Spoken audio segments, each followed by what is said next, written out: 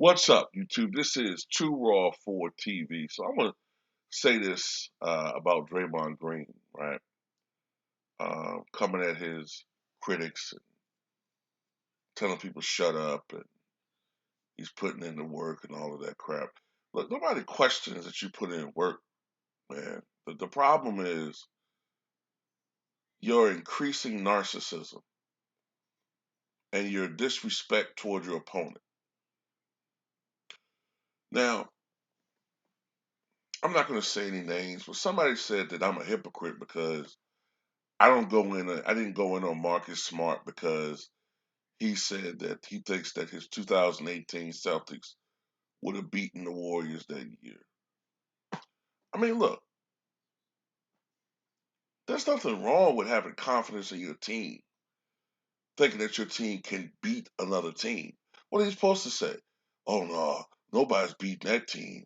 Uh, we suck. We the of course you're gonna say that. But what Draymond is doing right now is disrespecting teams and disrespecting players.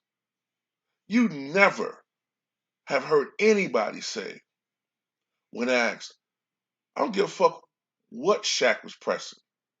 You're supposed to say something to the effect of, well, look, we're confident that we can beat both of those teams, Miami and Boston. You know, Boston might be up right now, but Miami's a great team. I think, whoever come out, we're ready for them. That's an acceptable answer. That's some shit that you always heard. That's some shit I've always heard ever since I'm a little goddamn kid. Okay? You don't disrespect your opponent. That's disrespectful, what he did. Oh, man, that series over with.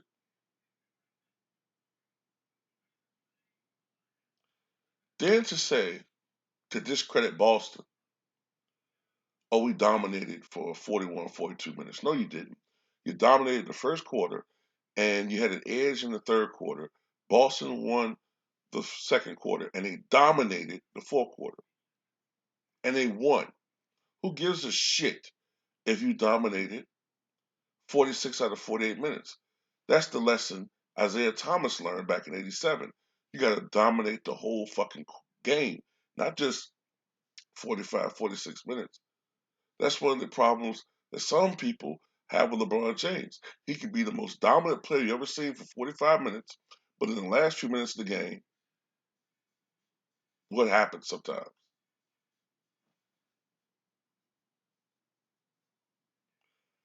And then for him to say, I mean, look at the guys who's hitting these shots. Al Horford, Derek White. Eh, we'll be fine.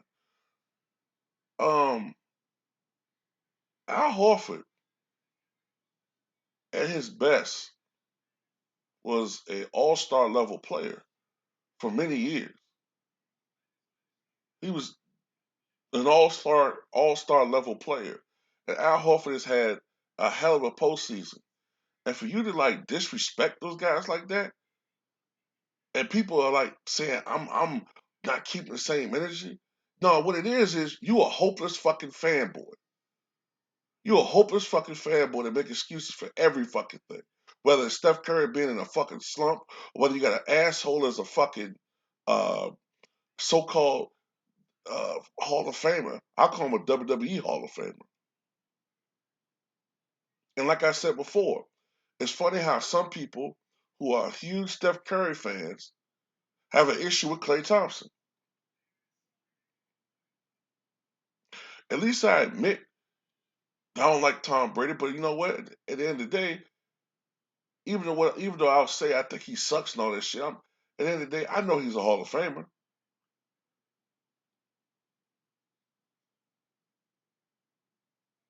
But no, I'm sorry. I don't like the motherfucker. I don't like Draymond. He's an unlikable son of a bitch.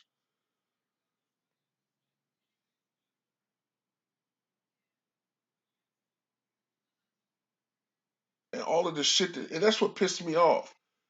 Look, Russell Westbrook could be an asshole, but Draymond Green is the most rude, condescending, flippant arrogant motherfucker I've ever seen, whose game don't match his mouth. He can't fucking score. He's an adequate rebounder at best. His defense is overrated. I've seen this guy get burnt time and time again. And like I said in my other video, he's going to give Boston, those guys who've been so integral to that team, the Derek Whites and the Al Horfords and the Marcus Smarts and whoever the fuck else he was dissing, he's going to give them just the motivation they need to play well on the road. And if Boston ends up sweeping these motherfuckers or beating them in 5, look to Draymond Green for the motivation. Because like I said before, where was all this motherfucking mouth the last 2 years? When he didn't have those fucking dudes. He's the motherfucker. He needs a battery. He needs a battery in his back to talk shit. Larry Bird, Magic Johnson, Michael Jordan, Dominique Wilkins, all those guys, they don't give a fuck if they, you know what I'm saying, at the beginning of the game, before a bucket's been scored, they're talking shit. Not when they up, not when they're in a position of of advantage. Now all of a sudden the mouth talks. Draymond Green, Eddie House, those fucking types of dudes, I can't stand them. I can't stand these motherfuckers that got all this mouth, but everybody else doing all the fucking heavy lifting.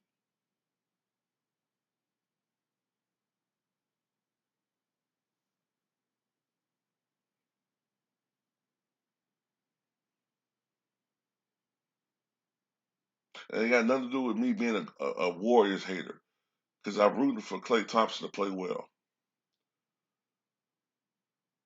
But you know what? At the end of the day, Draymond Green hurts this team in a lot of ways. He hurts the Warriors. If I'm not mistaken, wasn't he the dude that airballed that layup that could have potentially tied the game and sent it to overtime, and maybe they could have went into the play-in tournament against the Grizzlies last year? How many times have we seen Draymond Green come up short offensively? Yeah, he might play good on defense and hold his man to 18 points, but then he don't even match that.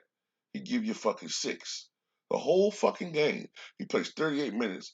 He can't put up more than 8 points.